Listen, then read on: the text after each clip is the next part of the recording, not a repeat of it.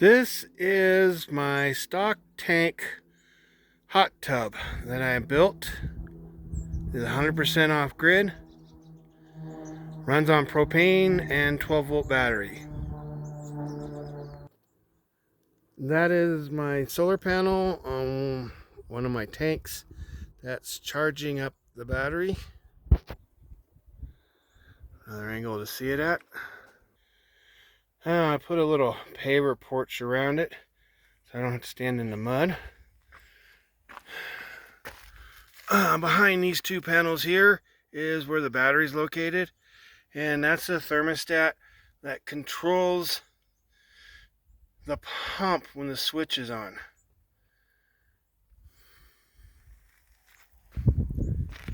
Around here, obviously there's the propane tank, this cabinet, there's a little latch there on top, and that there's to cover up the exhaust, keep crap out of it when it's not in use. Alright, this is the cabinet open. As you can see, that's the exhaust. That solar panel controls the aerators. That's the on and off switch for the pump. Green light means it's on. That's the aerator pump. And obviously my hose hookups, easy disconnects. And this is the heating unit. Anyhow, latch the top. Obviously you can't turn it on without unlatching the top so it can vent, and then you can latch the door and she opens. Alright, going in here, I've taken the insulation out to show it. There's my 12-volt circulating pump, pulls off the bottom. Obviously I use spray foam to seal the tank in, and then insulation all the way around it. Quick disconnects on everything, and valves on everything just in case I need to shut something off. And there's a filter on that pump. Alright, this is looking down into the tub. As you can see, there's two aerators down in there. That's where the water goes out into the unit, and that's where the water's coming back in. And right there's a thermostat. So whatever I have this unit set at, right now I got it set at 90 Celsius to shut off, and oh wait, is that right? No, 40 Celsius, 100 degrees. Sorry, cancer sucks. And turn back on at 35 Celsius. So it'll constantly keep the water warm. So that's the access door for the pump and the lid that I made. Sorry for the angle, but this is the lid.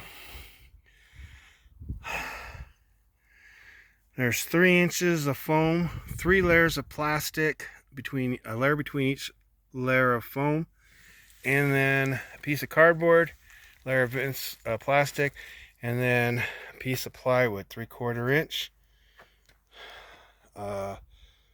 It's decorated, so it means it's got a wax on both sides. It's just what I had laying around. Anyhow, that's the hot tub I built.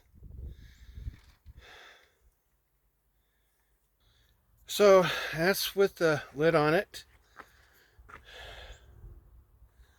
I'm going to eventually wrap it with plastic, just for another layer of protection. For now, I'm probably going to put it on Velcro so I can put it on and off. Anyhow, yeah, there's an old flag laying there that has to be disposed of properly.